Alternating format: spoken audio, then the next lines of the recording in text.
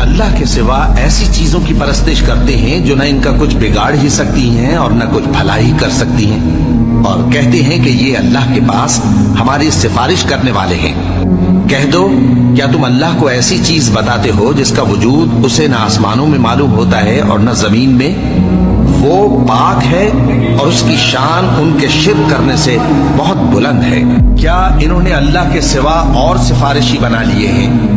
कहो कि खा वो किसी चीज का भी इख्तियार न रखते हों और न कुछ समझते ही हों, तब भी कह दो कि सिफारिश तो सब अल्लाह ही के इख्तियार में है। उसी के लिए आसमानों और जमीन की बादशाहत है, फिर तुम उसी की तरफ लौट कर जाओगे।